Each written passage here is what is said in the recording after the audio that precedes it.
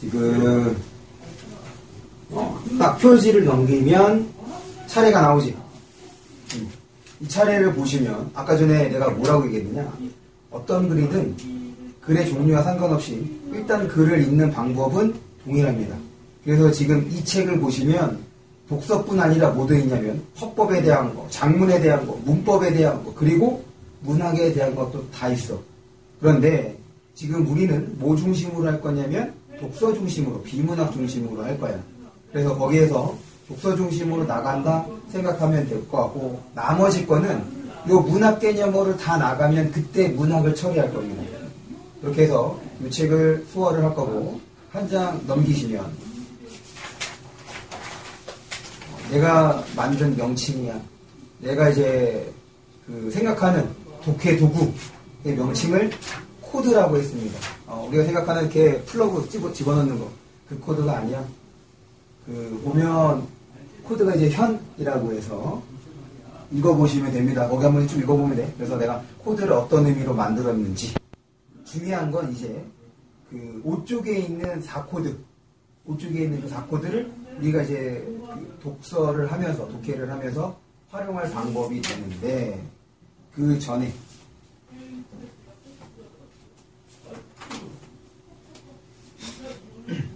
이거는 내가 얘기했던 것들 중에서 가장 중요한 것만 그걸 한 거고, 제가 글씨를 잘 못 씁니다. 그리고 오늘이 아마 첫 시간이라 이렇게 경어체를 쓰지, 아마 좀 서로가 친해지면 막 반말을 할 거고, 그리고 어쩌면 험한 말도 할 수도 있습니다. 물론 우리 여자친구가 있으니까 되도록이면 험한 말은 하지 않을 거야. 왜? 난 인격이 아주 그냥 우수한 사람이기 때문에. 여러분 겉으로 딱 보는 거야. 오늘 이제 5점이 머리야, 머리. 어제 머리를 잘랐는데 동생 친구가 미용실을 하거든요. 제가 이렇게 일합에도 좀 나이가 많습니다. 좀 더 친해지면 나이를 공개하는 걸로 하고, 어쨌든 동생 그 친구 가게에 갔는데 그동안 자꾸 이제 머리를 자르면 앞머리가 자꾸 뻗치는 거야. 그래서 동생 친구한테 머리가 뻗쳐. 그러니까 오빠 정말 머리가 뻗치네. 제 동생 여동생이 있습니다. 그리고 그 친구도 이제 여자인 친구야. 미용실을 하는데 오빠 그러면은 잘라주겠다고. 그래서 앞머리 좀 잘라달라고 했어. 조금만 잘라달라고. 근데 이런 참사가 벌어진 거예요. 어제 그 여기 그 김경 원장님 말고 다른 원장님이 뭐라 했냐면, 오는데 어제 머리 자르고 호소리가 오는 줄 알았다. 머리에 뚜껑 쓰고 나타난 줄 알았다. 참사입니다, 참사. 오늘의 오게팅이 이제 머리인 거지. 원래 이렇진 않습니다. 근데 왜 그런 거지, 이거? 글씨 때문에 나왔구나. 지금 요것도 얘기해야지. 다음 시간에 올 때는 국어 공책을 하나 준비를 해 오십시오. 국어 공책을 뭐 할 거냐면,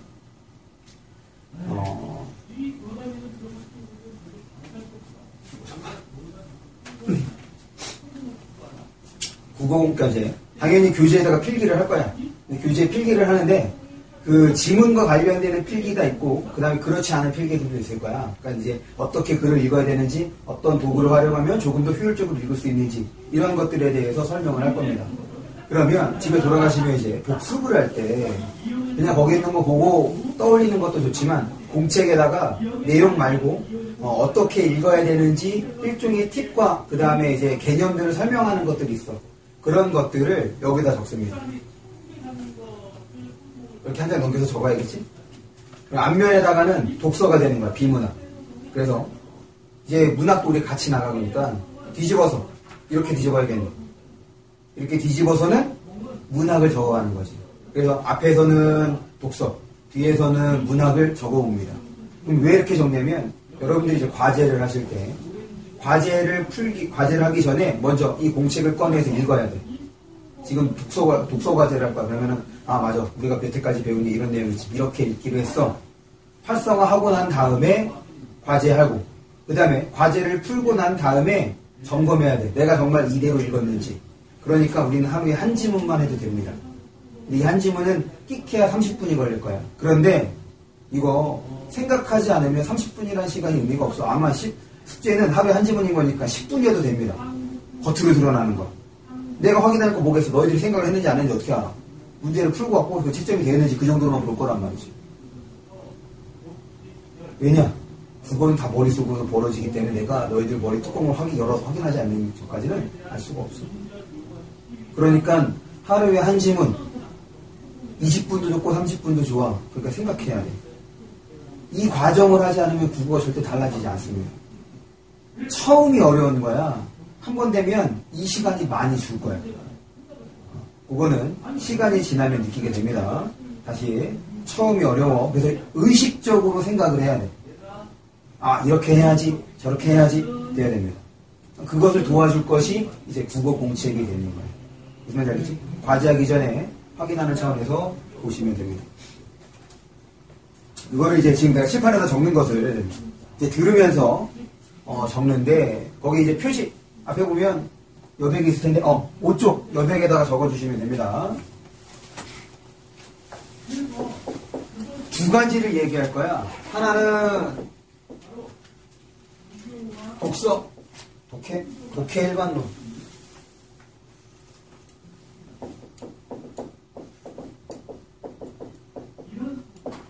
수민이 맞다?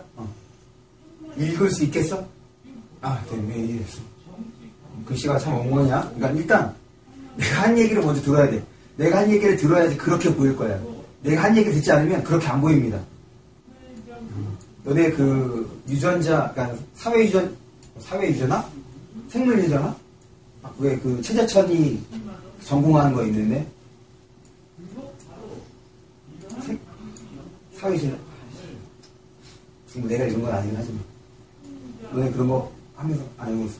유전자의 힘? 사실 우리의 의지는 없다. 모든 건 다 유전자의 뜻대로 이루어지는 거다.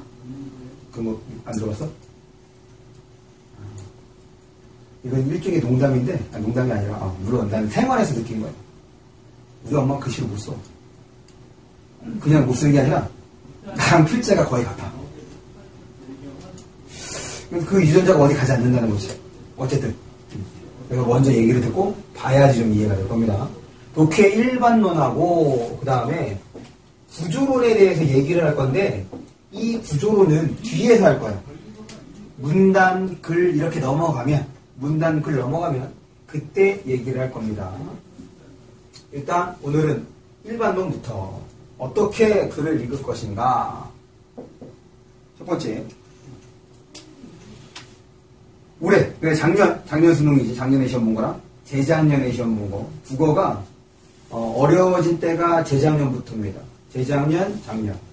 그러면 국어가 어떻게 어려워졌느냐? 간단해. 지문을 길게 하면 돼. 또 간단해. 지문의 내용을 어렵게 하면 됩니다. 이러면 이제 문제가 어려워지는 거지. 그럴 때 지문이 길어졌어. 단순하게 내용만 많아진 것이 아니라 또 어떤 현상이 벌어지냐면 문장 자체가 깁니다. 그러니까 문장 하나가 두 줄, 세 줄, 길게는 네 줄까지 돼. 그러니까 문장을 제대로 읽지 못하면 당연히 그 문단 전체가 제대로 들어오지 않겠지. 그래서 처음에 글을 읽으실 때는 끊어 읽어야 하는데요. 끊어 읽기. 그러면 끊어 읽는다는 것은 쉽게 어떤 거를 추출하기 위한 거냐?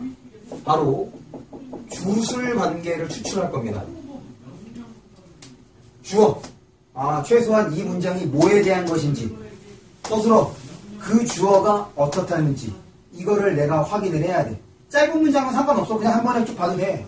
그런데 문장이 길어졌을 때가 되는 거야. 그러니까 처음부터 어떻게 끊어 읽는다는 생각으로 접근을 하셔야 됩니다. 주술관계. 그러면 문장의 구조에 대해서 조금만 더 설명을 할게요. 이건 약간 이제 문법적인 게 요하는 건데, 그럼 어떤 부분에서 끊어야 될까에 대한 거야. 우리 이제 문장을 보면 크게 혼문장과 그 다음에 변문장으로 나눕니다. 아까 그랬던 혼문장은 주술관계가 한 번만 나타나. 그러니까 짧아. 어렵지가 않아. 여기에 대한 설명이 아니야. 변문장은 다시 이어진 문장과 그 다음에 아는 문장, 안긴 문장, 이게 문장이 되는데 지금 이 용어는 중요한 게 아니야. 내가 형태를 설명하려고 하는 거야. 이어진 문장은 어떤 형태를 보여주느냐? 이렇게 돼. 그러면 서술어의 위치가 어디에 있냐면 쉼표 앞에 하나 있고 끝에 하나가 있습니다. 그럼 얘는 일단 어디서 끊어주면 되겠어? 여기서 끊고 가야 되는 거야. 여기서 끊어서 얘를 처리하고 난 다음에 얘를 가야 돼. 이건 의식적으로 돼야 돼. 그냥 쭉 읽었다고 해서 절대로 읽은 게 아니야. 그 다음 두 번째 형태는 이렇습니다. 큰 문장 안에 들어있어. 그래서 서술어의 위치를 보면 여기에 있고 대체적으로 여기에 있습니다. 그럼 어디에서 끊냐면 이 부분에서 끊어요. 여기 서술어가 끝나는 부분에서 끊어서 뭐에 대한 것인지 한번 확인을 하고, 당연히 여기 서술어가 있기 때문에 얘와 호응하는 또 모두 있겠어. 호응하는 모두 있겠어. 괜찮습니다. 맞아. 내가 망각의 동물이야. 분명 너희들 대답 안 해줬고 속으로 생각해냈는데 지금 내가 강압적으로 너희들에게 대답을 요구하고 있는 거잖아. 지금도 요구하고 있는 거네. 그렇지가 않습니다. 머릿속에서 대답하면 돼. 난 그런 거 잘 견뎌낼 수 있으니까. 다시 서술어가 있기 때문에 얘와 호응하는 뭐가 있을 거냐면 주어가 있을 거거든. 그러니까 여기서 끊어서 주어에 대해서 한번 생각을 해야 돼. 뭐에 대한 거냐. 그래야지 얘와 헷갈리지 않습니다. 얘가 운 좋게도 여기에 호응하는 주어와 동일할 수도 있지만 동일하지 않을 수도 있거든. 그래서 지금 끊어있는다, 주술관계를 확인한다는 얘기는 이렇게 끊어줘야 돼. 그 다음 끊는 거에 대해서 물론 설명하면서 다시 구체적인 지문들을 보면서 다시 한번 어디서 끊어야 될지를 얘기를 해줄 거야. 어쨌든 이렇게 끊어야 된다는 생각이 있어야 돼. 그 다음 두 번째,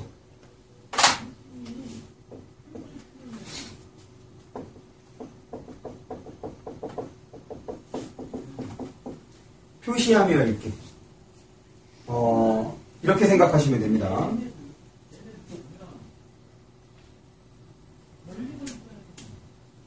독해란 내용 파악, 내용 이해 이렇게 생각을 하지. 그런데 지금 국어에서 요구하는 독해는 그렇지가 않습니다. 일종의 논리적 사고를 요구하는 건데 간단하게 처리를 하면 이래. 지문에 나타나는 그 수많은 정보들을 정리해 주는 거야. 분류하는 거라고. 그게 요구하는 독서입니다. 독해가 되는 거야. 그러니까 무언가 깊이 있는 내용을 생각할 필요도 없어. 그냥 겉으로 나타나는 정보들만 처리해 주면 돼.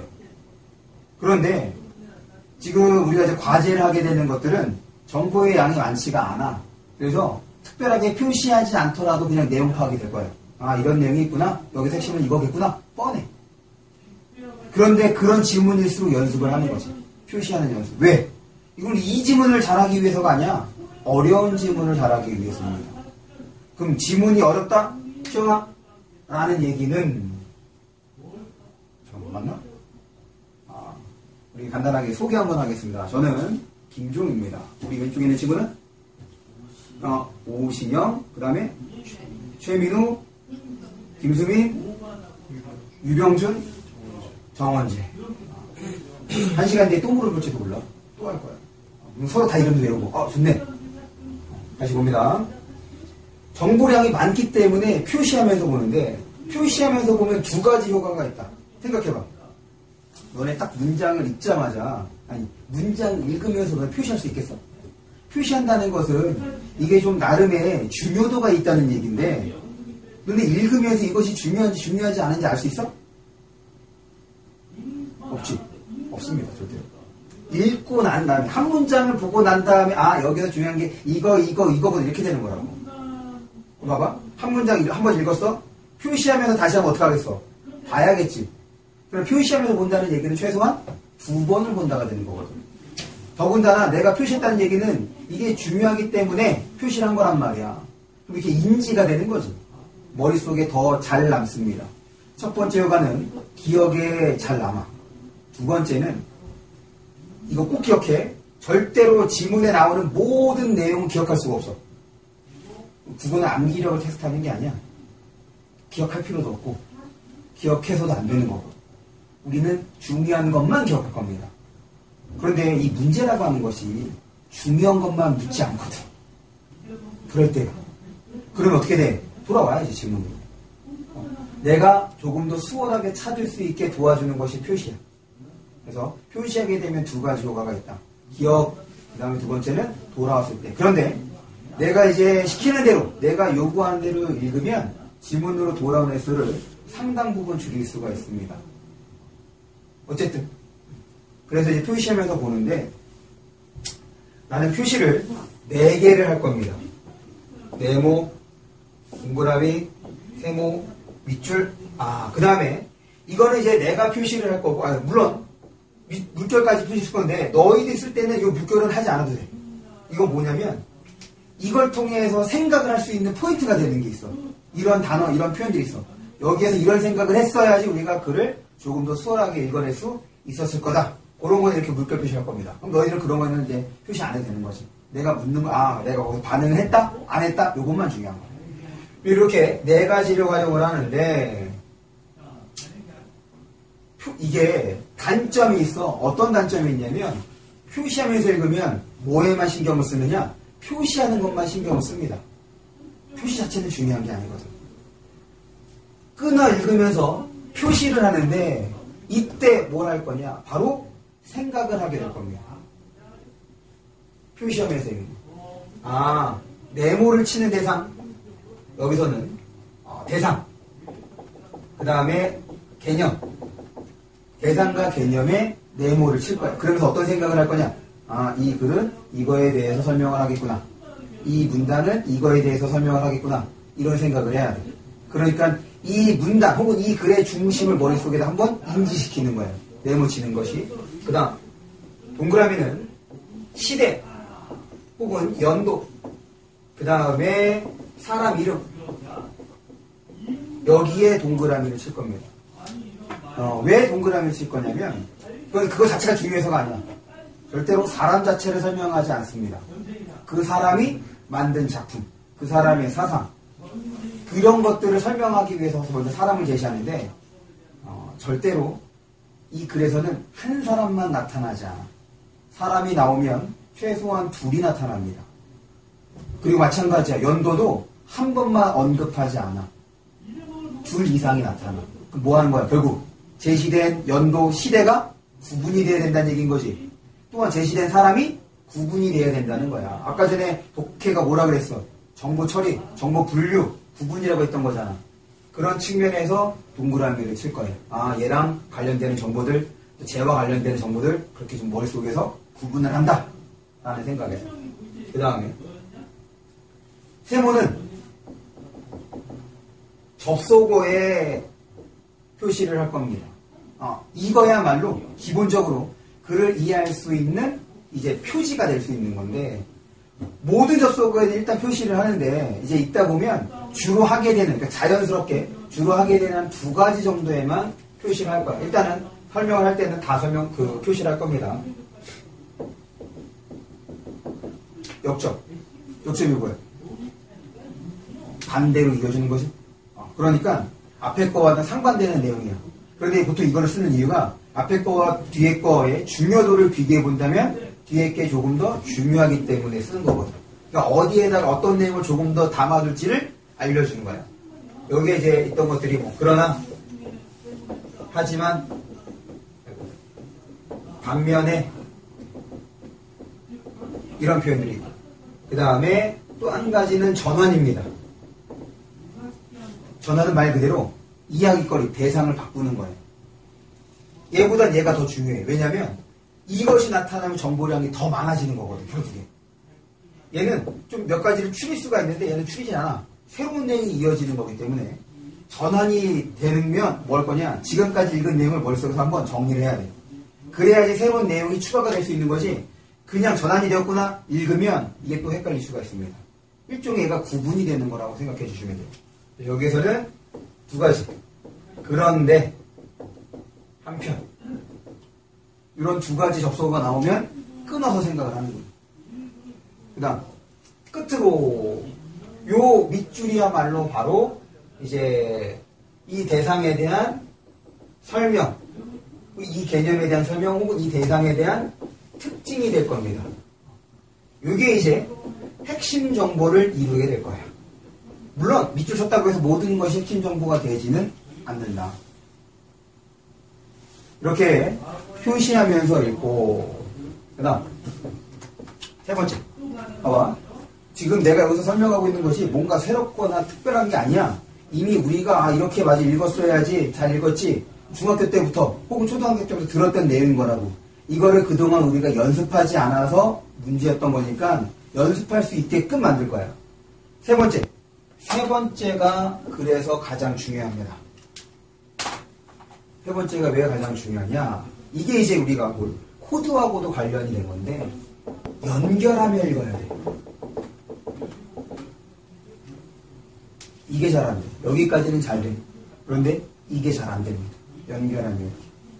왜 연결하며 읽느냐?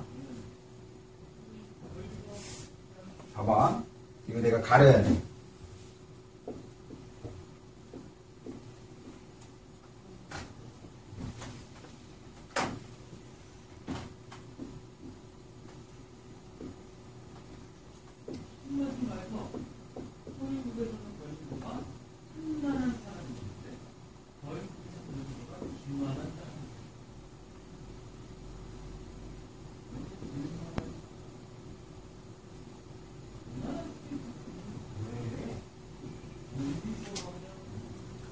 지금 내가 칠판에 숫자를 적었는데 이 숫자를 너희들이 이제 기억할 거야. 됐어? 숫자가 너무 안 보여? 1, 9, 2, 8, 3, 7, 4, 6, 5, 5, 6, 4, 7, 3, 8, 2, 9, 1.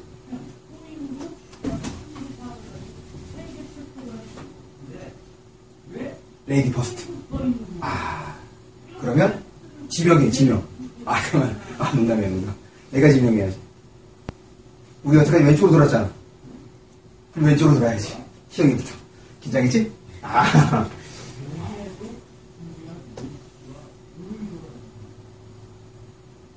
이거는 머릿속으로 하면 안 돼. 나 이거 또 텔레파시로 보내주면 안 돼? 이건 입 밖으로 얘기해야 됩니다.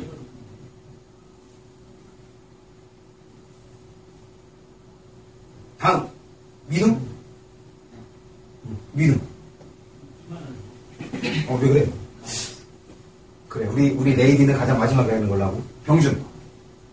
1, 9, 2, 8, 3, 7, 4, 6. 그 다음. 5, 7. 5, 7. 5, 다음에 뭐라고? 5, 5, 6. 6. 5, 7. 5, 7. 2, 8, 1. 2, 8, 1. 1, 9, 2, 8. 1, 9, 2, 8. 3, 7, 4, 6. 5, 5, 6. 7. 7. 잘 안 되지. 왜 그러냐면 숫자가 1. 내가 못하는 거 안 되잖아. 그다 내가 못해도 너희들이 모르는 거 아니야? 뻥입니다. 내가 그걸 못하면 안 되지. 역시 첫 수업이 가장 어려워. 왜냐? 호응이 없어. 무슨 말해도 사실 웃길 수도 있는 건데 막 참아. 아무것도 참을 수도 있는 거죠. 내가 더 웃긴가 봐. 봅니다. 1, 9, 2, 8, 3, 7, 4, 6, 1. 여기에 있는 숫자들이 지문으로 제시될 정보의 가지수라고 생각을 하시면 돼요. 그냥 표시하면서 읽으면 이런 정보들을 다 하나씩 확인을 하게 되는 거예요. 그런데 이거를 연결해서 짝을 지어주게 되면 정보의 숫자가 확 줍니다. 일단 19, 28, 37, 46, 55 어떤 느낌이 들어? 합쳐서 10입니다. 10, 10, 10, 10. 그 다음에 앞에 있는 숫자들이 하나씩 줄고 뒤에 있는 숫자들이 하나씩 앞에 있는 숫자가 하나씩 커지고 뒤에 있는 숫자가 하나씩 줄게 되는 거지. 그러면 이만큼의 숫자가 결국엔 크게 세 가지 정보로 처리가 되는 거예요. 물론 이거는 좀 극단적인 얘기인 거지.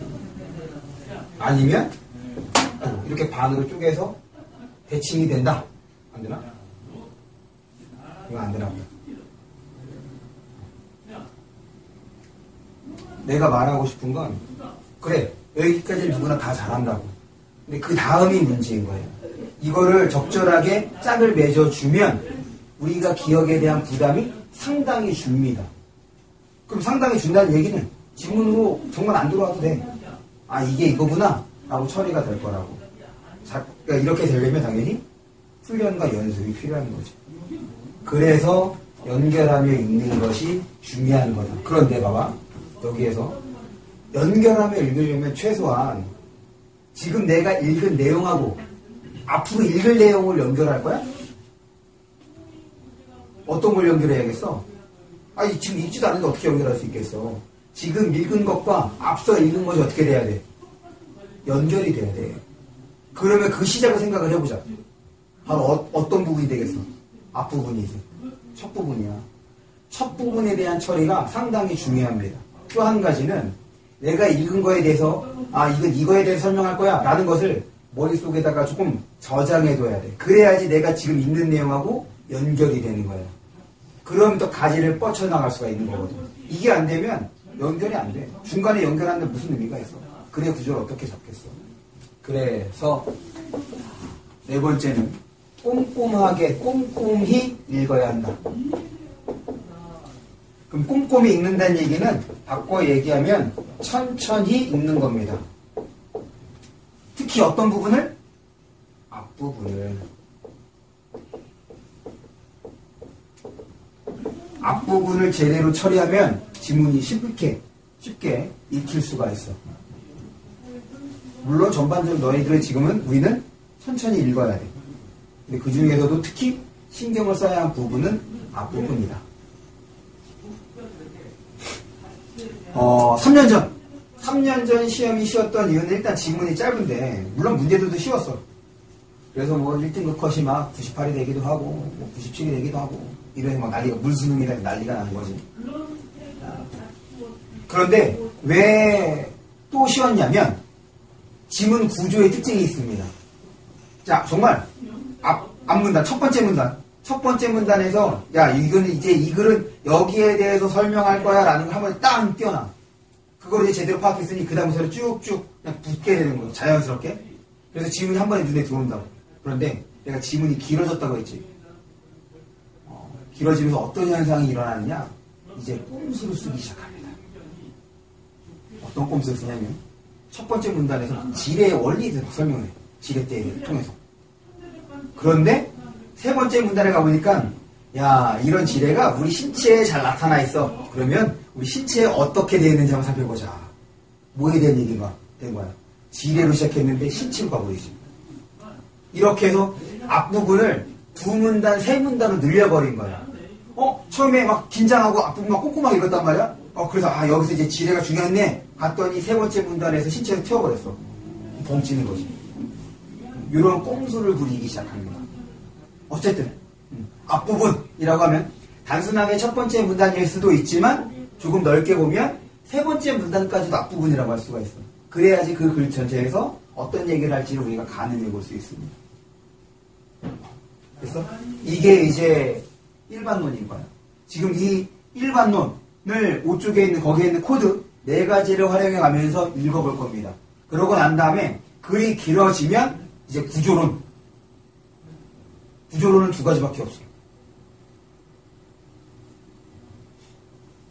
그러니까 내가 얘기해주는 방법은 상당히 자꾸 정지한 거야. 그래서 최소화. 최소 요 정도는 우리가 접근할 수 있어야 글을 제대로 읽을 수 있겠다.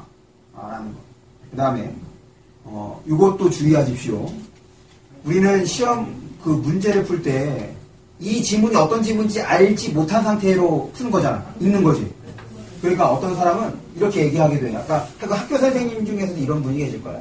야, 얘는 이런 글이기 때문에 이렇게 읽어야 돼. 얘는 이런 글이기 때문에 이렇게 읽어야 돼. 아니, 어떻게 알아, 그거를.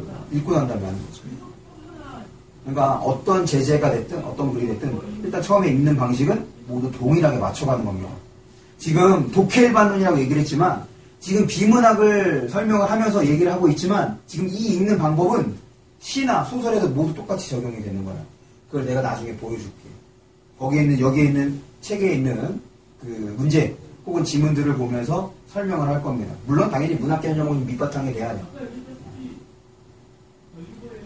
그치? 요거 이제 지운다? 다 옮겼지? 이런 것들을 이제 국어공책에다 옮기는데, 사실 국어공책에 옮길 내용이 끼케야 한 석 장, 앞에 3장, 뒤에 문화가 조금 많아. 한 4장, 5장 정도? 이거밖에 없어. 이거를 얼마만큼 너희들이 숙달돼서 끄집어낼 수 있느냐, 이 문제인 거야.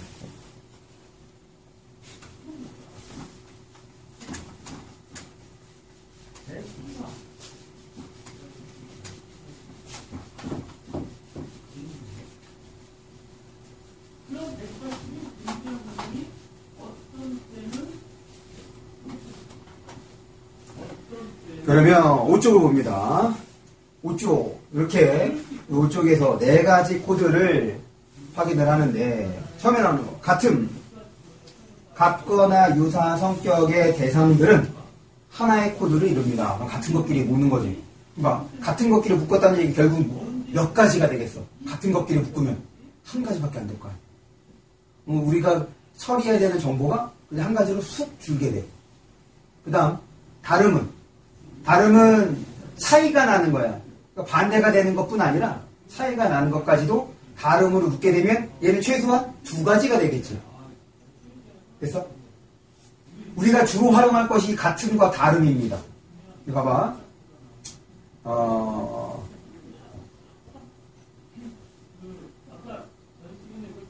원제. 이번에 오른쪽으로 한번 가봅시다.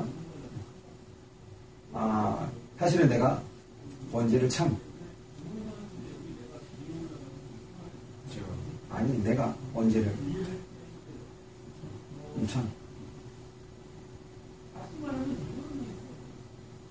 무슨 말인지 모르겠지. 당연히 모르지. 왜 모를까? 민우야. 그렇지, 서술어가 없어서. 우리 문장에서 서술어가 가장 중요한데, 기본적으로 같음과 다름을 그 코드로 연결할 수 있는 거는 서술어입니다. 서술어가 유사하게 쓰였어? 그럼 그 대상들도 어떨 수 있어? 같을 수 있고 다를 수가 있는 거야. 서술어가 좀 의미가 상반돼? 그럼 다르게 되는 거지. 그러고 난 다음에 이제 다른 문맥을 통해서 또한 묶이기도 할 겁니다. 그러니까 자꾸 내가 왜 서술어를 강조하는지를 너희들이 이해를 해야 돼. 이거는 독서뿐 아니라 시와 소설에서도 똑같이 나타나고. 문장을 본다? 무조건 서술. 서술어 확인했어? 그 다음에 뭐 확인해야 돼? 이 정치인 중에 나경원이라는 여성 정치인이 있어. 여성이라는 말 쓰면 안 되는 건데. 왜 이걸 쓰면 안 되냐면, 요새는 뭔가 남성 이러면은 막 이렇게 성을 나눈, 여성이 문제가 아닌 거지. 나경원 자체가 문제인 거지. 그 나경원이 어떤 드립을 쳤냐면, 주어 드립을 친 적이 있습니다. 주어가 없어서 이게 그런 걸 의미한 게 아니다. 이런 식으로 해명을 했단 말이에요.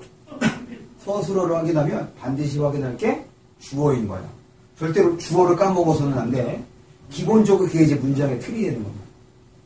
그 다음, 상하 코드를 보면, 상하는 요거 생각해주면 돼.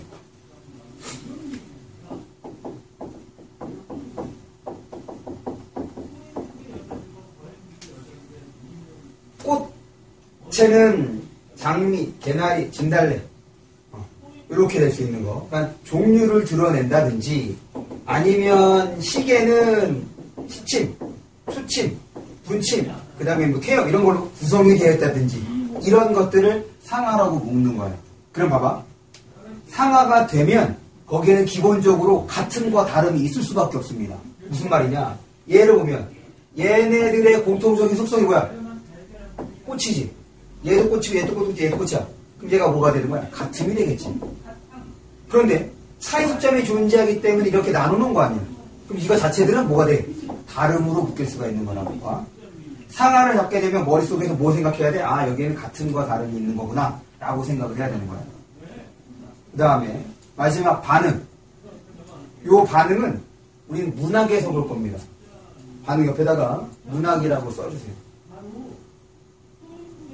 물론 우리가 처음에 문장을 볼 때는 이 반응까지도 볼 거야. 그런데 이 반응에 대해서 본격적으로 살펴볼 때가 언제냐면 개념어, 문학 개념을 보고 난 다음에 지금 다시 이 코드 교재로 들어와서 볼 때 그때 자세히 살펴볼 겁니다. 반응이야.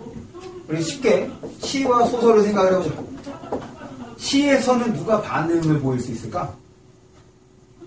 시 속에서 말하는 사람, 시 안에서 말하는 사람 누구라고 해? 화자라고 하죠, 화자. 바로 시에서의 반응은 화자가 보여줄 겁니다. 소설에서의 반응은, 소설에서 시에서 내용을 전달하는 사람을 화자라고 한다면 소설에서 내용을 전달해주는 사람을 세 글자로 서술자라고 하지. 그러니까 서술자의 반응이 있을 수 있고, 또 한 가지는 소설에 누가 등장해? 주인공 등 여러 인물들이 등장하지. 그 인물의 반응이 있을 겁니다. 또 한 가지는 물론 독자의 반응도 있을 수 있어. 아, 이 새끼 쓰레기래? 라는. 이거는 이제 작품 자체에는 드러나지 않겠지? 문제에서만 나타날 수 있을 겁니다. 그래서 이 네 번째 코드, 이 반응은 어디에서? 문학에서 살펴볼 거예요. 그래서 일단 문장 처음 들어갈 때는 얘네들 다 간단하게 살펴볼 겁니다. 그런데 독서 수업이 진행이 되면 같은 다른 산화 중심으로 진행을 할 거예요. 그치? 넘깁니다.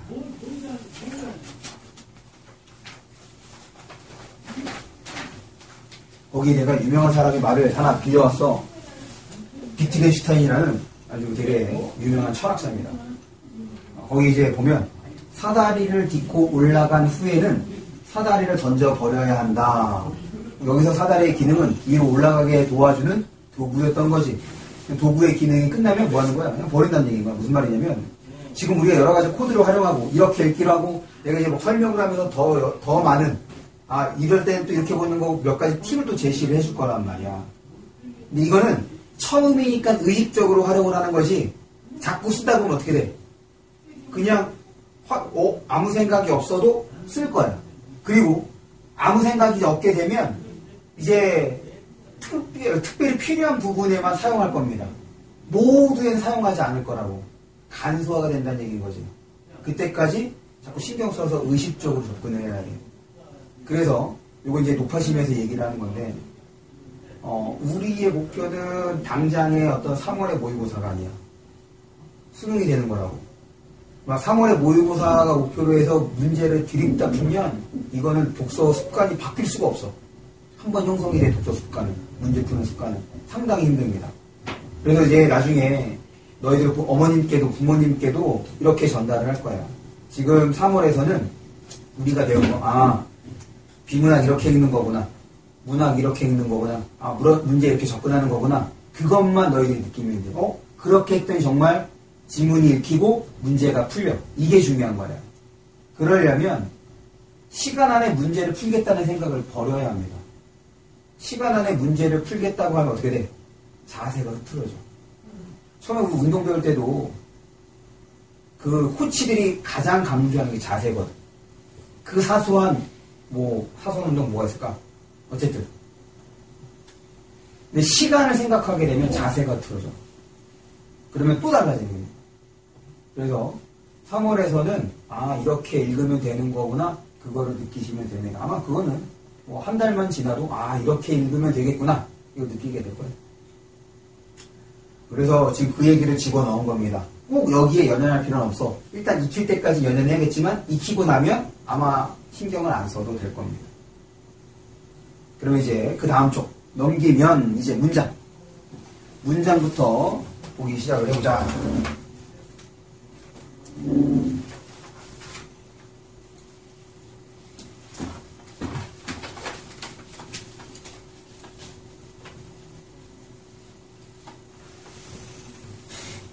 이렇게 합니다.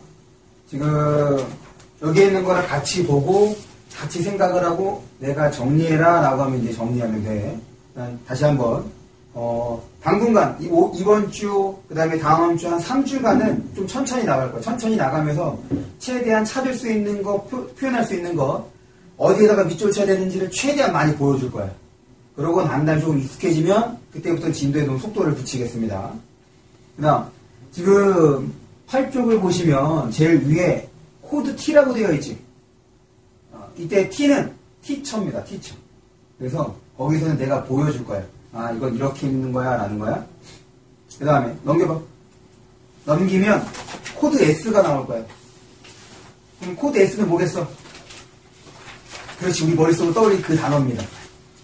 학생, 스튜던트. 그래서 코드 S는 여러분들이 해볼 겁니다. 교재 구성이 그렇게 돼. 다시 앞으로 돌아와봐. 그런데 지금 9쪽을 보니까 리플레이라고 되어 있네. 근데 이 9쪽에 나오는 내용이 8쪽이랑 어때? 동일해. 그 얘기는 뭐냐면 이 리플레이는 복습용입니다. 왜냐? 코드치는 내가 하는 거잖아. 너희는 내가 한 거 본 거고. 그리고 옮겨 적을 거란 말이야. 실제로 여러분들이 집에 돌아가셔서 다음날 복습을 하실 때 거기에 있는 걸 한번 해봐야 되는 거지. 아, 맞아. 선생님 이렇게 했다. 그럼 8쪽에 있는 건 일종의 모범 답안이 되는 거고, 오른쪽에 있는 건 너희들이 한번 해봤을 때 복습이 제대로 이루어져 있는지 그렇지 않은지를 확인해 볼 수 있을 겁니다. 이런 식으로 자꾸 수업 중에 했던 것들을 연습을 해야 돼. 그게 복습을 해야 되는 거고. 그 다음에 이제 쪽지시험은 코드에서는 쪽지시험이 있을 게 없어. 이거 그냥 읽는 거에 대한 거니까. 쪽지시험은 문학 개념에서 볼 겁니다. 그리고 개별 작품을 이제 진도 나가게 된다면. 그런데 아마 올해는 개별 작품을 나가지 않을 것 같아. 2학년 때쯤 되면 이제 문학 심화 이렇게 해서 개별 작품을 나가게 되면 그때 보면 됩니다.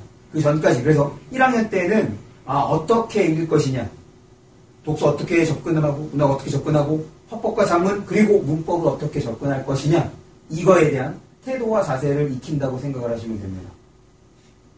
그러면 첫 번째 같은 코드를 보는데 아까 얘기했던 것처럼 여기 있는 4개를 다 보진 않을 거야. 왜냐면 현대시와 고전 소설은 나중에 개념을 보고 난 다음에 나중에 확인을 할 테니까 그때 보면 되고, 지금은 1번과 2번 이렇게 두 가지를 좀 확인해 보겠습니다. 이거를 보기 전에 이거를 좀 생각해 보자. 어휘가 좀 중요한데, 그러니까 제대로 글을 이해하기 위해서는 어휘가 중요한데, 지금 여기에서 본다면 이런 거네. 미감, 그 다음에 번잡하다는 뜻, 속세라는 거, 경건하라는 거, 그 다음에 경계, 산상, 이런 것들에 대해서 여러분들이 단어의 뜻을 좀 정확하게 알고 있는지가 이거를 이제 연결을 할 때 밑바탕이 될 거예요.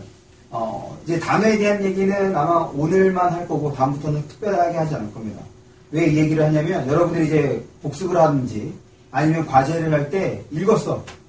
내용 파악 이게 중요한 게 아니야. 거기 혹시라도 내가 이 뜻은 좀 아리까리 하는 것 같아. 혹은 그런 것들에 대해서 한 번씩 찾아봐. 너네 다 스마트폰 안 쓰는 사람. 다 스마트폰 쓰는 거지? 그래서 스마트폰을 보면 거기 이제 내가 이제 자주 활용하는 그 사이트가 앱이 네이버야. 네이버 국어사전을 자주 쓰십시오. 그리고 너희들이 찾아본 단어는 꼭 교재가 됐든 과제 그 책이 됐든 다 표시를 해도 그냥 보고 말아. 그거를 따로 단어장을 만들어 정리할 필요도 없습니다. 그냥 보면 이게 이런 뜻으로, 그리고 지금 이 문맥에서는 이런 뜻으로 쓰인 거구나. 그걸 그렇게 한 번씩만 확인을 해줘. 더 이상 하지도 않아도 됩니다. 이걸 따로 정리할 필요도 없는 거고, 나중에 그런 것들이 쌓일 거예요. 봐봐. 지금 한 달 뒤에 지금 이렇게 공부하는 친구가 얼마나 될지 내가 봤을 때는 아무도 없어. 이거는 내가 매년, 그 다음에 매학년, 오늘 족족 얘기를 하는데 실제로 이렇게 따라오는 친구들이 거의 없습니다. 근데 이 사소한 단어가 우리의 성적을 바꾸기도 하는 거. 나중에 기회가 되면 또 그와 관련된 얘기를 해줄 테니까. 지금 여기 내가 밑줄 표시하는 거 단어에 대해서 여러분들이 최대한 떠올려봐. 이게 이런 뜻이었지. 그러고 난 다음에 이제 봤을 때 그렇게 해서 얘와 얘가 연결이 될 수 있는 거구나 라는 것을 이해할 수 있을 겁니다. 봅니다. 서남사 가는 길에는 독특한 미감을 자아내는 돌다리인 승성교가 있다. 그래가 있다. 여기까지가 이제 한 문장인 건데 여기서 주술관계를 끄집어내면 결국 여기서 핵심적인 내용은 뭐가 되겠어? 여기서 주술관계가 뭐야? 간단해. 문장 끝에 있는 이 서술어, 맞지? 그리고 얘와 호응하는 주, 그게 끝인 거야. 그리고 나머지 것들의 관계를 생각해주면 되는 거지. 일단 물론 너희들도 그렇게 읽을 수 있어. 그런데 지금 이렇게 의식적으로 단계별로 보는 연습이 이루어져야 되는 거야. 그러면 여기서는 결국 승성교가 있다는 얘기인 거지. 그럼 첫 번째 문장이야. 그러면 이 문단은 뭐에 대해서 얘기하겠어? 뭐에 대해서 얘기하겠어? 승성교에 대해서 얘기할 거란 말이야. 그런데 이 앞부분에 승성교와 관련된 설명들이 있거든. 여기에 승성교와 관련된 설명이 하나, 둘, 세 가지가 있습니다. 내가 한번 밑줄 쳐볼게. 너희들도 그렇게 생각을 하는지 좀 따라와봐. 와, 지금 이렇게 기준을 잡고 여기서부터 가까운 거로 멀어질 거야. 승성교, 돌다리구나. 이 돌다리에는 독특한 미감이 있는 거구나. 그 다음에 이 승성교 어디 있어? 서남사 가는 길에 있는 거구나.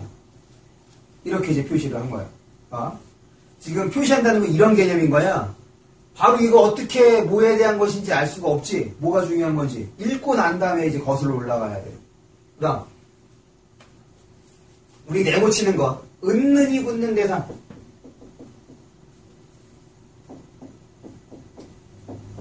은는이 붙는 대상은 무조건 네모입니다. 승성교는 이렇게 승성교는 네모를 치면서 승성교에 대해서 정말 설명을 하려는 거네. 다시 한번 생각을 했어. 번잡한 속세와 경관한 세계의 경계로서 이것도 기억합니다. 모모로서 지금 여기서 무조건 끊어줘. 그래서 이거는 얘랑 무조건 어떻다는 얘기인 거야. 로서가 붙는 이 말은 무조건 그것에 호응하는 주어랑 같다는 얘기인 것이. 문법적으로 이렇게 설명합니다. 로서 혹은 로서가 됐든 로서가 됐든 상관이 없어. 둘 다 뭘 의미하는 거냐면 로서의 경우는 자격을 얘기하는 거고 로서는 도구가 되는 건데 얘랑 똑같다라는 뜻입니다. 그러니까 승성교는 뭐라는 거야? 경계라는 얘기구나 이렇게 생각을 해야 돼. 경계가 무엇인지 너희들이 정확하게 뜻을 알아야 돼. 경계가 뭐냐면 사물이 두 개가 맞닿는 부분을 경계라고 합니다. 그러니까 구분되는 지점이기도 한 거지. 그러면 구분된다. 그럼 최소한 몇 개가 필요한 거야? 두 개가 필요한 거야. 그럼 여기서 두 개가 무엇과 무엇이 되는 거야? 속세와 경건한 세 개가 되는 거지. 봐봐. 지금 이게 밑줄 친 것만 보면 안 돼. 내가 어떻게 밑줄 쳤는지 이 과정이 중요한 거야. 승성교는 이렇게 나눠주는 거구나. 그래서 이제 이어서 보는 거야. 옛사람들은 그런데 여기 또 은근히 붙긴 했지만 지금 여기서 설명하려는 게 뭐야? 승성교에 대한 거잖아. 근데 지금 승성교에 대한 게 일단 아닌 것처럼 보이지? 넘어가. 산사에 이르기 위해 여기 포인트가 되는 부분. 이르기 위해 이르기. 얘와 유의어 뭐 있습니까? 내가 지금 물결 표시한 유의어 뭐 있어? 이르기. 좋아. 이르기 위해 이 다리. 지시어들은 우리가 영어에서도 많이 했던 거야.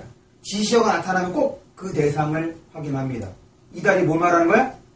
그렇지. 승성교를 말하는 거죠. 승성교를 건너야 했구나. 이렇게. 그러면 질문입니다. 지금 우리가 같음을 보고 있는데 요 산사와 같음으로 볼 수 있는 게 두 가지가 있어. 요 산사와 같음으로 볼 수 있는 게 두 가지가 있는데 하나는 지금 물결 표시한 얘가 힌트가 되는 거고 또 한 가지는 이제 문맥을 파악해야 얘와 같은 걸로 묶일 수가 있습니다. 10초 드립니다.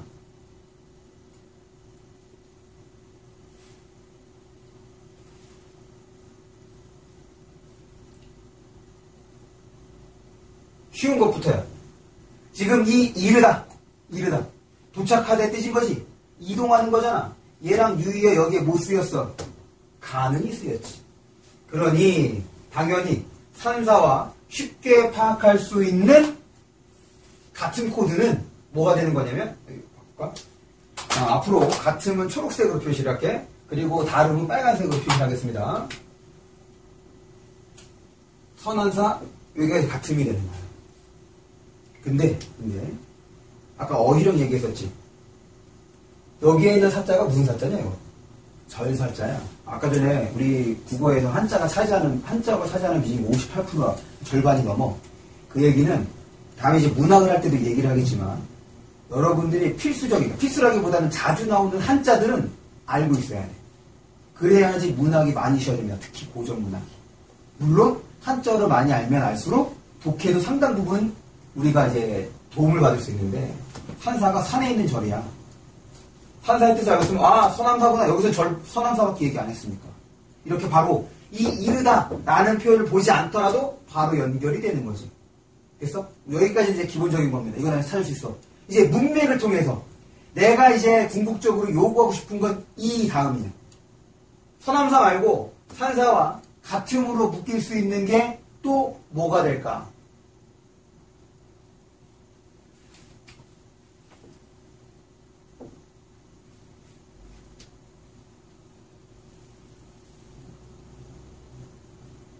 이해했어?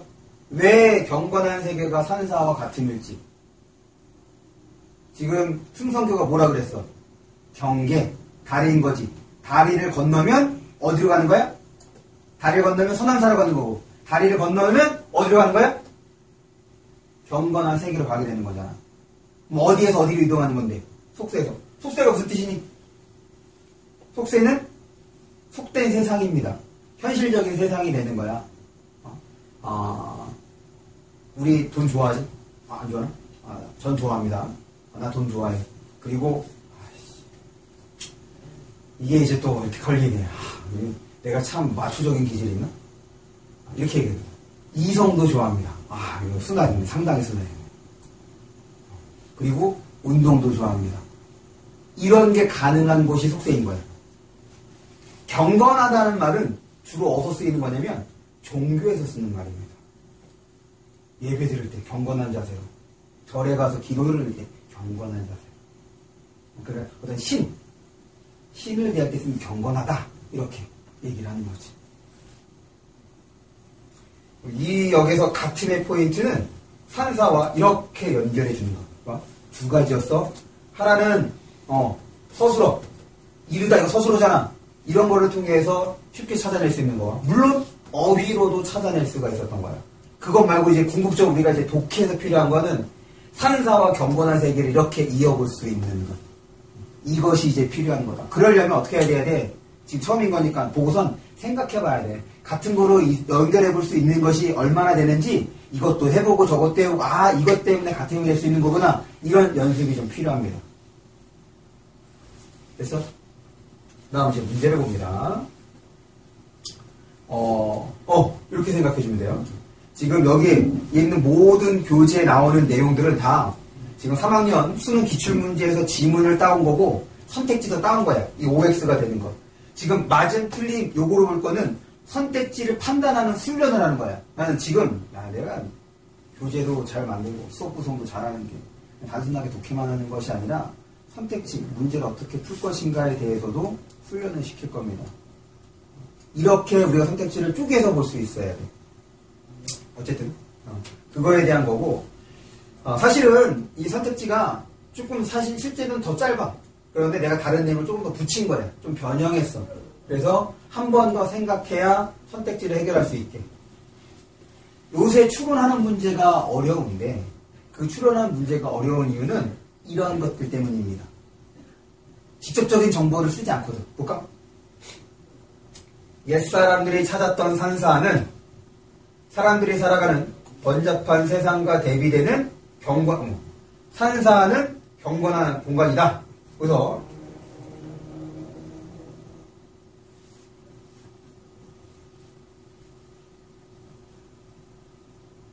이거 주의해야 되는데. 이거는 이따가 지금 대비.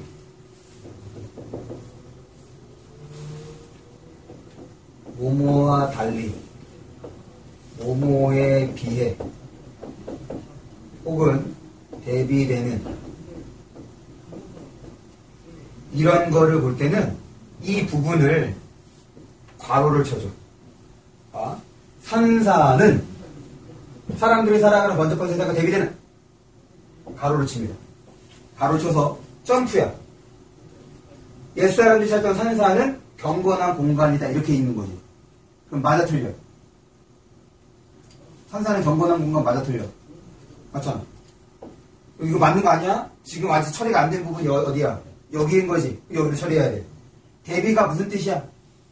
다르다, 조금 더 국소, 범위 좁히면 뭐라고 얘기를 해? 반대되는 것을 대비라고 표현하는 거지.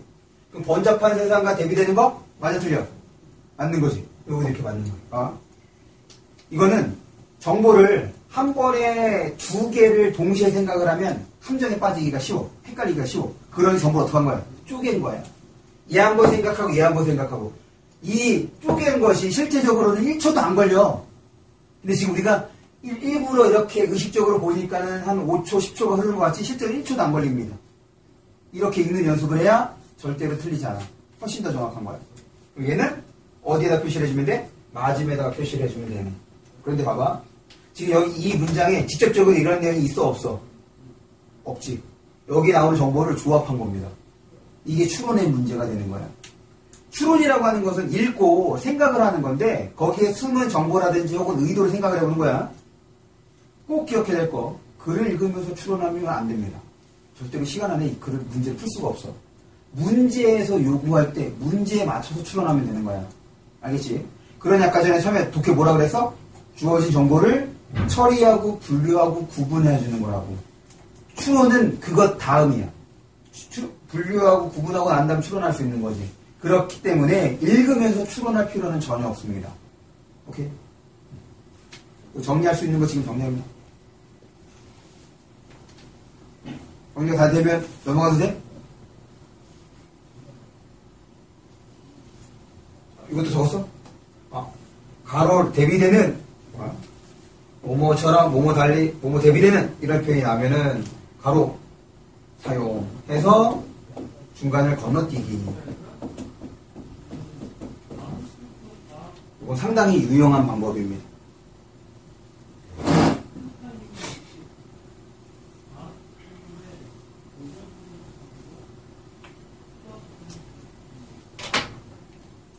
다음 넘어갈게. 두 번째.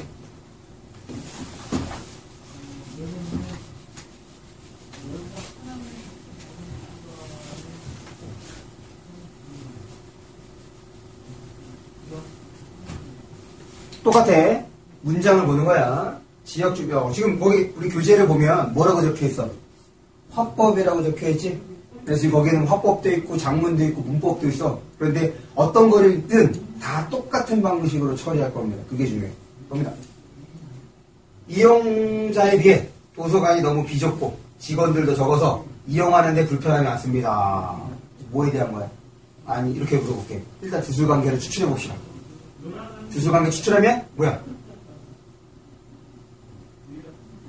이거지. 많습니다. 이거 서술어잖아? 얘와 호응하는 주어? 불편함이 많습니다. 불편하다는 거잖아. 그런데 이 문장을 보면 왜 불편한지가 나오지? 왜 불편한지가 나온다? 바꿔 얘기하면 이 문장은 인과로 되어 있는 거잖아. 인과가 무슨 뜻이야? 원인과 결과를 말하는 거지. 그럼 이제 원인과 결과에서 어떤 게 중요해? 둘 다 중요해. 그 결과가 이루어지기 위해서는 그 문장에서 보면 뭐가 필요한 거야? 원인이 필요한 거야. 이게 결과지? 그럼 이거에 대한 원인이 뭐였어? 원인? 비좁고 직원들이 적어서. 이때 고가 나열해 주는 거니까 얘는 두 가지 이유로 불편하다고 얘기를 하는 거네. 일단 문장을 본다. 끊어서 주술관계를 추출한다. 확인하고 난 다음에 나머지 정보들을 처리를 하는 거야. 이게 습관이 되면 그냥 쭉쭉쭉 표시가 될 거야. 나중에 보면 돼. 그 다음 도서관 책임자. 기존 인력으로 크게 늘어난 이용자를 상대하다 보니 도서관 운영에 어려움이 많습니다. 도서관 책임자도 지금 뭘 얘기하고 있어? 어려움이 많다고 얘기를 하고 있는 거네? 그러면 얘는 이렇게 어려움이 많대. 그럼 얘도 왜 어려움이 많은 거라 얘기를 하고 있어? 뭐가 문제인 거야? 지금 앞에 있는 걸 확인해야지. 뭐가 문제야? 늘어난 게 문제야? 인력이 문제야? 인력이 문제지. 만약에 인력이 충당이 됐으면 어려움이 없었을 테니까. 인력이 충당이 안 돼서 어려운 거지. 그래서 아, 친절하네, 친절. 봐봐. 이게 이제 친절한 글과 불친절한 글의 차이야. 사실은 이 뒤에 문장은 없어도 되거든. 우리는 이미 파악했잖아.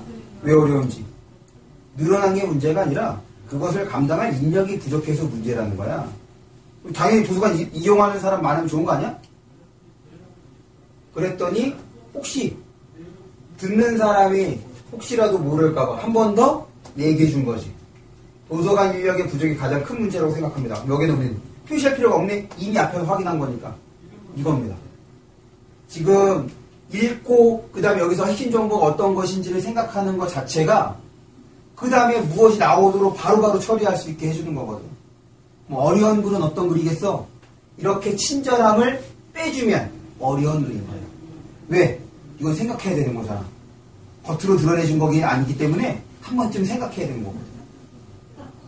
근데 우리는 읽으면서 그 한 번쯤 생각하는 것을 표시하면서 지금 하고 있는 겁니다.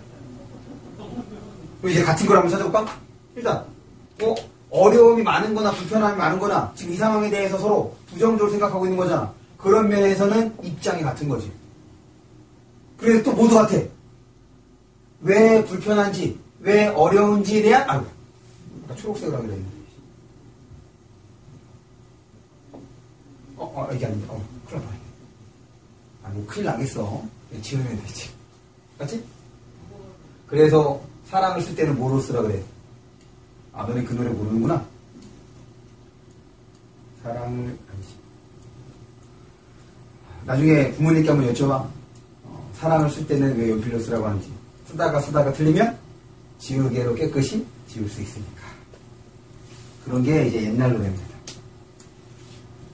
요것이 이제 같은 내용이 되는 거지. 문제는 뭡니다. 도서관 책임자는 왜 안 해? 이렇게 하죠. 건너뛰어야지. 도서관 책임자는 도서관 인력이 부족하다는 사실을 중요한 문제로 여기고 있다. 맞지? 그럼 이제 여기 바깥으로 처리가 됐어? 안 되고 그런 거야. 주민대표와 달리 이거 맞아 틀려? 틀리지. 둘 다 인력의 문제가 됐으니까 계속해서 틀립니다. 그래서 우리 조금 지금 7시부터 시작해서 거의 한 100분 가까이 수업을 했습니다. 물론 힘든 거 알아. 애쓴 것도 알고. 하나만 더 봅시다. 지금 같은만 보고서는 내가 준 과제를 하기가 조금 어려울 수 있으니 우리 하나만 더 보고 조금 충분히 쉬는 걸로 합시다. 오케이? 다음에는 뭘 볼 거냐면 발음을 볼 거야. 넘깁니다. 그래서 지금 집에서 여러분들이 복습하실 거는 북쪽에 있는 리플레이의 1번과 2번을 복습하시면 돼요. 3번과 4번 다시 한번 우리 문학 나가면 그때 볼 겁니다. 넘어가서 이제 발음을 봅니다. 이건 아주 간단하게 볼 거야. 이거 금방 돼. 지금 너희들 기억하고 니은 읽어봐. 기억하고 니은을 읽으면 딱 무엇이 다른지 바로 알 수 있어. 어떤 부분이 다르냐면 기억. 받침 디귿 티귿이 조사의 모음 이렇게 되면 첫을 옮겨 이렇게 발음하는데 니은. 디귿 티귿이 이렇게 되면 이렇게 발음하는데 뭐가 다르냐? 이게 다른 거죠. 발음은 이렇게 해서 표시를 해줄 겁니다. 이거는 왜 얘기하냐면 문법 문제가 영어의 문법 문제하고는 조금 달라. 이것이 문법에 해당하는 거지. 국어에서 문법 문제는 일종의 탐구입니다. 주어진 자료를 통해서 내용을 도출하는 거야. 그래서 물론 그 문법에 대한 지식이 필요하긴 하지만 결국에는 보기를 판단하는 능력이 중요하게 되는 거거든. 그런데 그 결국엔 보기를 어떻게 해야 돼? 우리가 읽어내야 돼. 모든 글은 읽는 것이 다 똑같다. 그거를 보여주기 위해서 실어 넣은 겁니다. 다시 이거 수능에 실제로 나왔던 문제야. 물론 이 문제를 풀기 위해서는 조사의 개념이 뭐고 전미사의 개념이 무엇인지 알아야 정확하게 얘를 해결할 수 있어. 근데 이거는 나중에 문제인 거야. 중요한 건 이렇게 읽으면 되는 거구나. 문제 푸는 과정에서도 써먹을 수 있는 거구나. 이게 중요한 거야. 문제를 봅니다. 그것은 파치다에서 파치다는 니은에 따라가 아니라 조사예요. 왜냐하면 이다가 서술격조사 이다를 말하는 거거든. 그래서 전미사가 아니어서 얘는 틀림이 되는데 내용 자체는 아니야. 여기에서 이거를 통해서 문법 문제도 이렇게 해서 구분을 지어주면 조금 더 효율적으로 풀 수 있는 거구나. 이게 중요한 거예요. 그래서 넘어갑니다. 요거 조사 전미사 요것만 확인해 주세요. 답은 틀림. 이은에 따라가 아니라 기억에 따라. 얘는 틀림.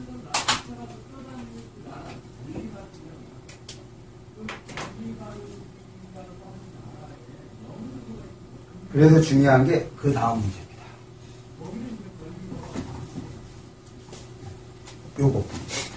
요거를 보면 이렇게 보는 거구나 라는 것을 앞에서 봤던 서남사보다 조금 더 잘 이해할 수가 있습니다. 봅니다. 같이 봅시다. 논증은 은근히 붙었으니까 네모를 치고 논증에 대해서 설명을 하겠구나 라고 생각을 했어. 연역과 귀납으로 나뉜다 이런 겁니다. 이게 이제 포인트예요.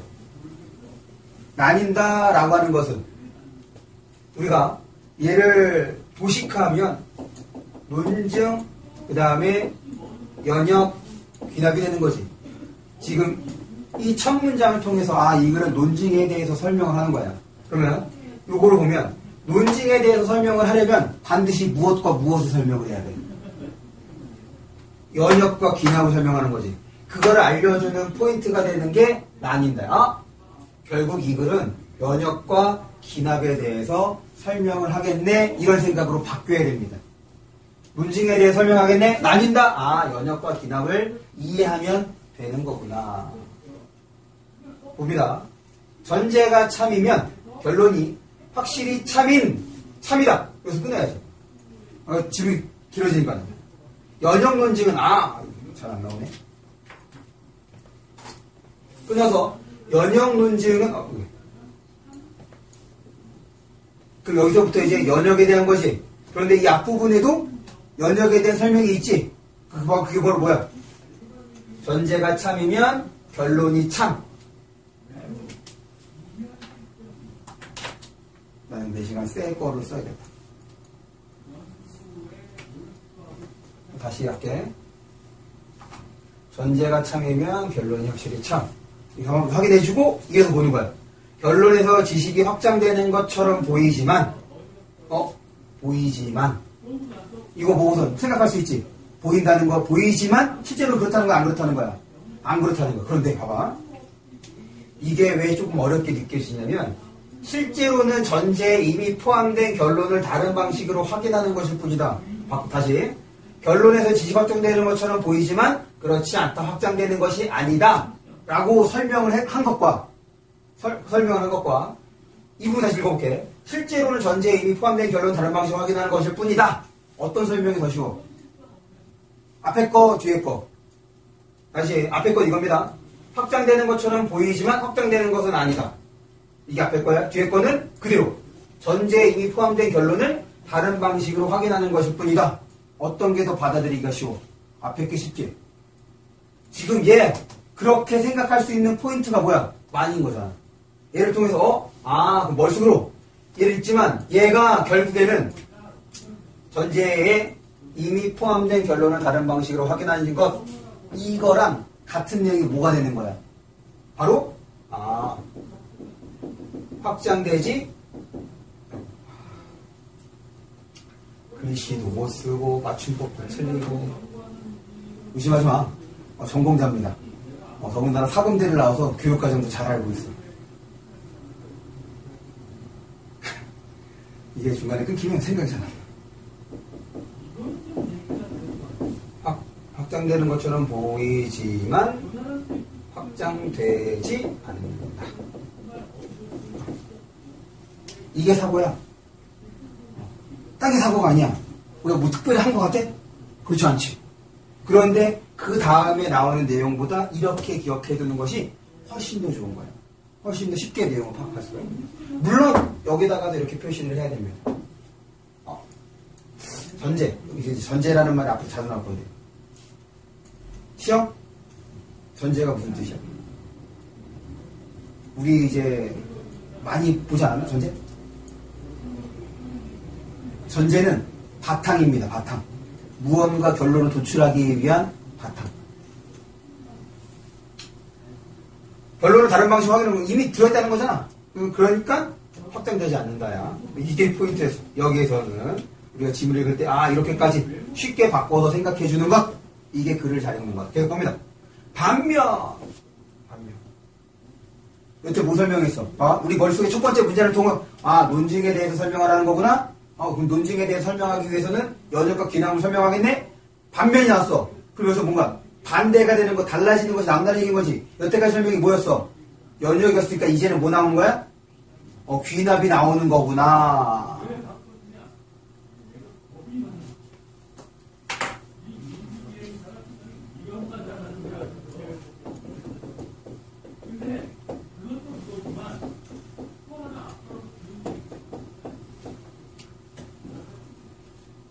실제적으로 여기서 설명하는 대상이 논증을 설명하는 거지만, 논증을 설명하기 위해서 무엇과 무엇을 설명하고 있는 거야?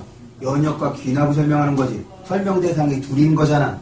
설명 대상이 둘 이상이 되면 여기에서 핵심적인 내용은 무조건 공통점과 차이점입니다.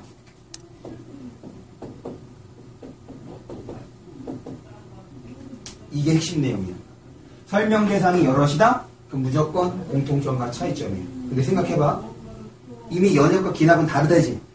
구분지었잖아. 그러면 읽으면 자연스럽게 찾아낼 수 있는 정보는 뭐겠어? 차이점입니다. 신경을 쓰지 않으면 보이지 않는 정보는 공통점이야. 이거 주의해야 돼. 이미 다른 거기 때문에 차이점은 눈에 띄어. 하지만 공통점은 눈에 띄지 않을 거야. 그럼에도 불구하고 우리가 공통점에 대해서 생각을 해야 돼. 일단 여기까지 보면 공통점은 뭐겠어? 논증의 하나다. 이게 공통점이지. 이게 바로 뭐가 되는 거야? 물론 지금 우리는 다름에서 보고 있긴 하지만 바로 이것이 같은 다름, 그 다음에 무슨 코드였지? 상하에 해당하는 거야. 상하에 때 다시 다른 걸 보겠습니다. 어쨌든 반면 보고 귀납에 대해서 설명을 하겠네? 생각을 하면서 보니까 역시 귀납 논증은 전제들이 모두 참이라고 해도 결론이 확실히 참이 되는 것은 아니지만 전제들이 모두 참이라고 해도 결론이 확실히 참이 되는 것은 아니지만 이거랑 뭐 어떤 게 연결이 돼야 돼? 우리가 독해라면은 위에서부터 쭉 이렇게 읽어보지. 방향을 이렇게 읽어오지만 우리의 눈은 왔다 갔다 해야 돼. 무슨 말이냐? 왔다가 올라가서 다시 이어서 읽고 올라가서 이어서 읽고. 무슨 말이냐면 이미 머릿속에서 연역과 귀납을 구분지어래. 다른 거야. 어떤 게 다르고 어떤 게 같은지를 이거를 보는 순간 위에 있는 전제가 참이면 확실히 참이 이거와 다른 거구나 라고 연결해서 지금은 연습하는 차원에서 손으로 표시를 한 거지만 읽으면서 눈으로 처리를 해주면 되는 거야. 그러면서 또 우리의 지식을 확장해 준대.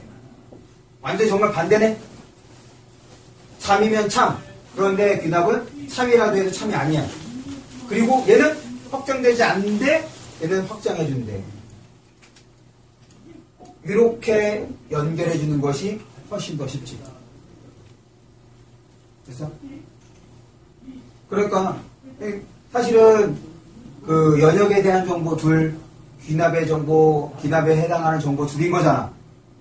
그런데 이거는 이렇게 짝을 지어줌으로써 총 4가지가 아니라 2가지가 되는 거지. 연역과 귀납은 반대이지. 참이면 참, 연역과 귀납은 반대. 참이 아닐 수 있는 거구나. 그 다음에 확장 안 돼? 귀납은 확장되는 거구나. 이렇게 자연스럽게 따라다니게 되는 거예요. 그래서 연결해서 보는 것이 필요한 겁니다. 그렇지? 그래서 오늘 볼 거는 여기까지.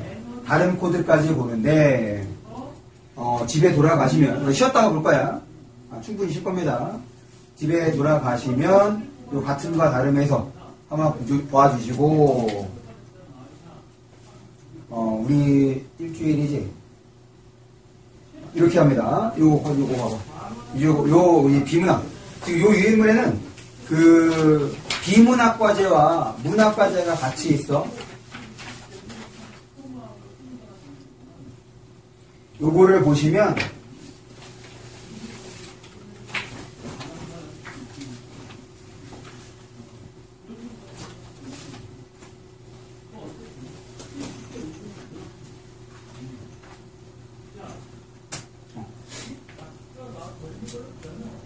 월요일, 첫째 날 얘는 얘를 쭉 읽고 끝에다가 지금 옆에 이렇게 쓰라고 했는데 문장처럼 쓰지 말고 여러분들이 생각할 때 핵심적인 게 뭐냐 단어로 나열하십시오. 문장 만들지 말고 단어로 나열해.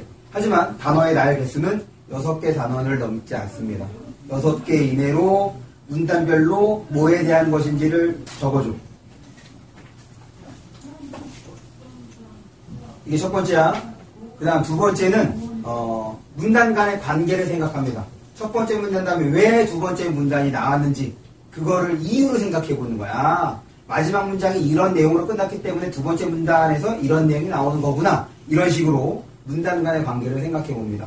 물론 그거는 쓰지 않아도 돼.